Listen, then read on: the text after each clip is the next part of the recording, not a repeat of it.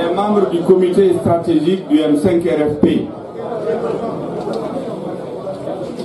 mesdames et messieurs de la presse nationale et internationale, chers militantes et militants, cadres du M5-RFP, je voudrais, avant de commencer cette cérémonie, vous demander d'observer avec moi une minute de silence à la mémoire de notre ancien président qui nous a quittés il y a quelques jours, le président Amadou Toumani Touré.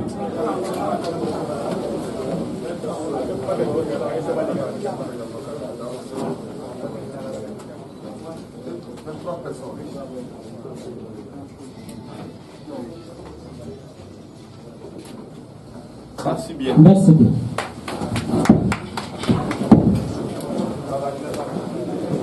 Mesdames et messieurs, beaucoup de Maliens de l'intérieur et de l'extérieur, beaucoup d'amis du Mali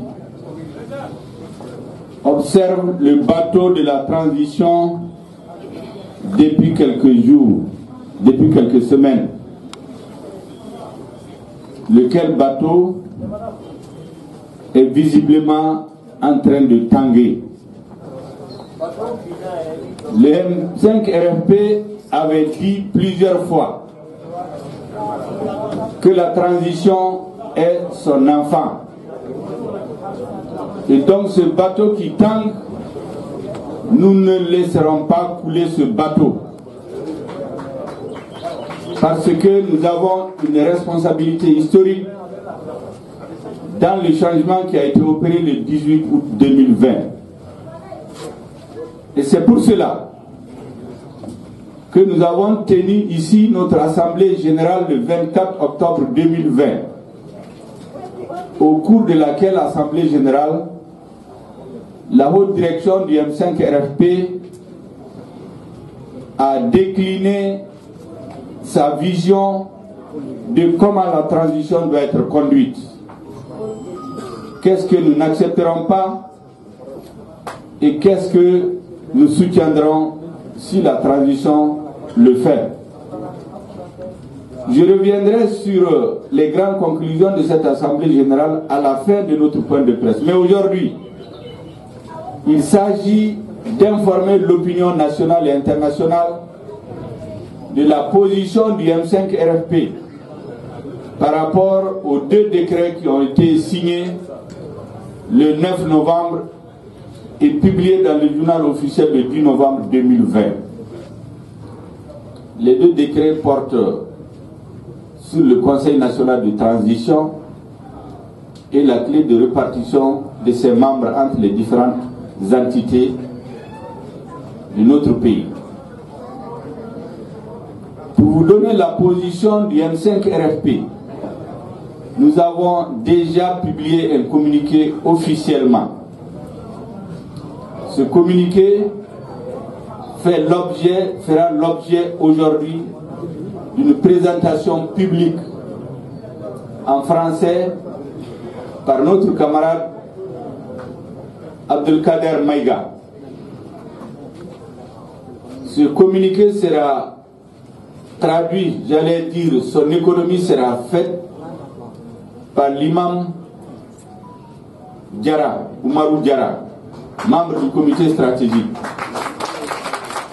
qui a choisi, contre vents et marées, de rester fidèle, comme tous les autres, comme vous tous, à la mémoire des 23 martyrs tombés les 10, 11, 12 juillet 2020,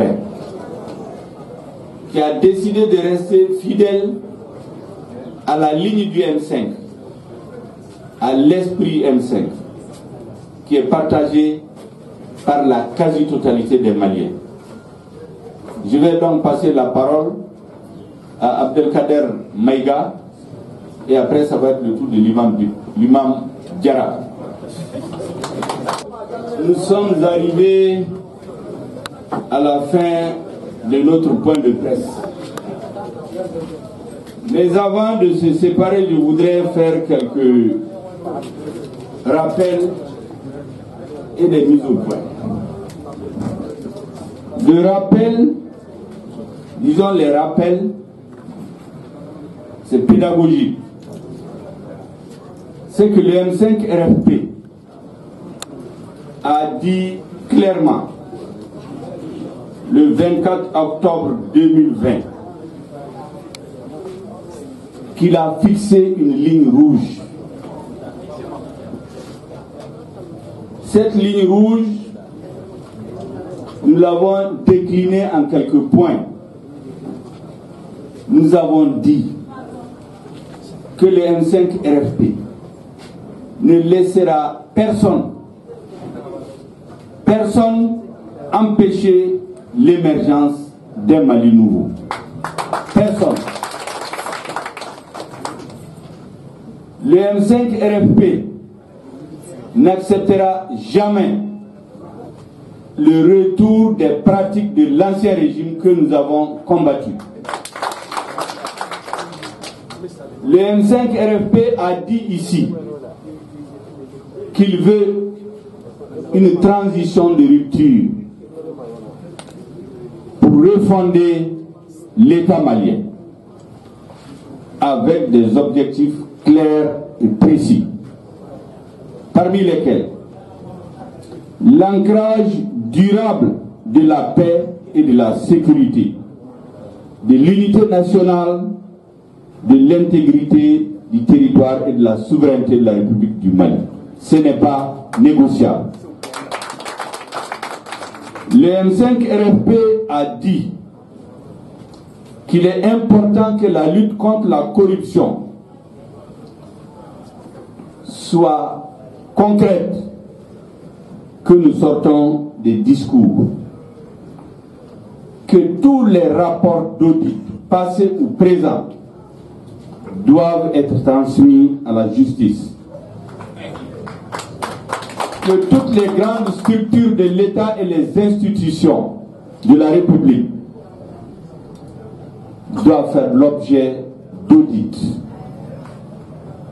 ainsi que l'aliénation du patrimoine de l'État. Le M5 RFP a dit et exige des réformes politiques et institutionnelles pour aboutir à des élections crédibles et transparentes. Le M5 RFP exige enfin que justice soit rendue pour les martyrs des 10, 11, 12 juillet 2020. Il ne sera pas question pour nous de faire la transition sans clarifier qui a donné l'ordre de tirer et de tuer les Maliens qui manifestaient pacifiquement. Qui sont leurs complices? Le M5 RFP a dit aussi qu'il soutiendra fortement toutes les mesures favorables au changement. C'est vous dire que nous ne sommes pas dans une opposition systématique à la transition. Le M5 RFP a dit aussi qu'il fera des pressions fortes pour amener les autorités de la transition à aller vers des mesures qui encouragent le changement. Par rapport à tout cela, je voudrais faire quelques mises au point. Nous entendons ici et là quelques turiféraires sur les médias faire croire que le M5 est opposé à l'armée. Mensonge. Le 18 août 2020, le M5 RFP s'est félicité et a félicité le CNSP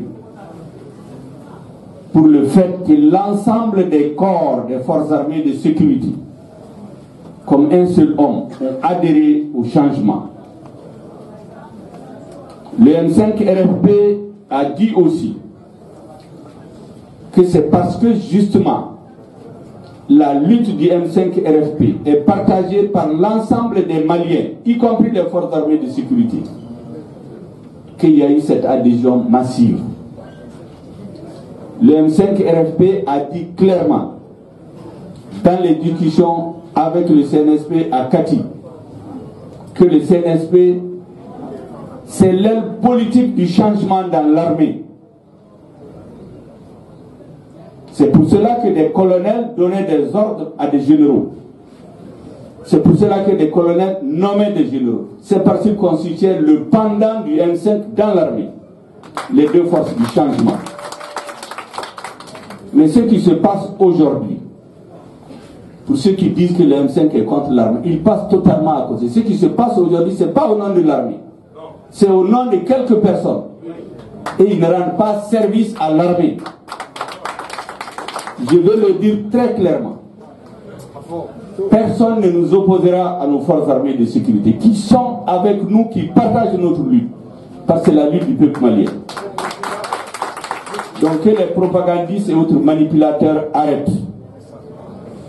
Nous nous rappelons ici le 18 août, à la télévision nationale, les officiers membres du CNSP ont dit à la face du monde, devant Dieu et les hommes, qu'ils veulent organiser une transition politique, civile. Nous avons aujourd'hui un gouvernement de militaires, composé de militaires. Les civils qui sont là sont nommés par les militaires.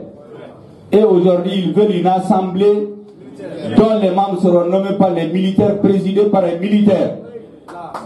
Le M5 RFP ne peut pas se rendre complice de l'installation des régimes militaires qui ne rendent service ni au Mali, ni à la démocratie, ni à notre armée.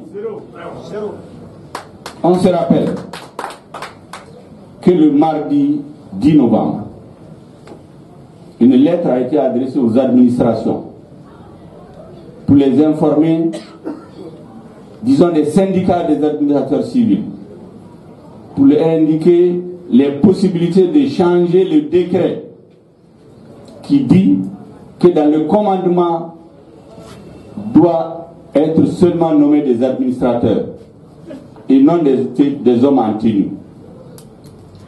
Quelles que soient les raisons, la lettre a été envoyée le 10 novembre. Le décret n'a pas été abrogé. Il aurait fallu finir cette procédure. Mais déjà, le 11 novembre, on a procédé à des nominations des militaires à la place des administrateurs civils. Nous ne pouvons pas accepter des violations de la loi en faisant croire que c'est pour favoriser l'armée. Des pratiques pareilles ne rendent pas service à l'armée, ne rendent pas service à notre peuple. S'il y a des motifs de faire ces changements, il faut l'expliquer au peuple malien, changer le décret et faire des nominations. Mais on ne peut pas de façon cavalière installer le président de la transition, installer le gouvernement, installer maintenant l'Assemblée et procéder à des nominations en dehors de tout cadre légal. Nous ne pouvons pas accepter cela. Je voudrais faire une dernière mise au point. Nous avons dit que nous nous battons contre les anciennes pratiques. On a vu ici le président de la République nous présenter des hélicoptères en disant que l'armée a eu les moyens maintenant de se battre. Quelques mois après, nous nous rendons compte que c'est des épaves. Je voudrais dire au président de la transition, contre lequel le M5 n'a rien, nous l'avons dit très tôt, que si on nous avait dit que c'était lui, il n'y aurait pas eu de problème. Mais nous avons le sentiment que c'est les anciennes méthodes qui continuent. Je vous en donne quelques illustrations. On a vu ici un grand battage médiatique, j'allais dire de propagande, le rapport du vérificateur général présenté au président de la transition. Dans le cadre de la lutte contre la corruption, il a fait un discours fort qui a été apprécié par les Maliens. Tout le monde a applaudi. Il a même dit que le lundi, le rapport sera transmis au Premier ministre qui va le transmettre à la justice. Mais ce qu'on n'a pas dit au président de la transition, et c'est là que je dis qu'il faut que les anciennes méthodes cessent. Ce rapport a été remis à Ibeka depuis mars 2020, qu'il a transmis à la justice, qui a ouvert des enquêtes, des poursuites et des hommes sont en prison sur ce dossier. Pourquoi on vient manipuler les Maliens aujourd'hui pour faire croire qu'ils sont en train de lutter contre la corruption en les trompant? Le M5 RFP ne peut pas accepter cette façon de continuer à tromper les Maliens. Il y a les dossiers des détournements dans l'armée qui intéressent les Maliens. Ces dossiers doivent être transmis à la justice. Il y a beaucoup d'autres dossiers. Nous voyons encore des pratiques de notre âge. On voit des militaires qui distribuent des forages. Mais ce n'est pas leur rôle. Ils doivent être au front. Les attributions du vice-président de la transition, c'est la sécurité, ce n'est pas la distribution des forages et des actions sociales. Il y a un ministère chargé de cela. Il faut sécuriser les Maliens et arrêter la politique politicienne et la propagande. Les Maliens en ont été servis pendant 7 ans. Nous en avons assez de cela. Je voudrais donc dire que le M5 RFP, encore une fois, lance un vibrant appel solennel à l'ensemble des forces patriotiques, partis politiques, sociétés civiles, syndicats, organisations de tout genre pour se donner la main et faire face aux dangers qui pèsent sur notre pays et sur notre démocratie. Nous ne pouvons pas accepter ce qui est en train de se passer. Et j'ai dit plusieurs fois, l'imam Diarra l'a dit, plusieurs responsables du M5 l'ont dit, nous ne laisserons pas le bateau Mali chavirer. Tous ceux qui trahiront la lutte du M5 RFP, en quoi les Maliens ont eu foi, tous ceux qui trahiront la mémoire des martyrs des 10, 11, 12 juillet 2020 seront châtiés par la justice divine. Alabou Malo, Kele Kele. Je vous remercie, la séance est levée.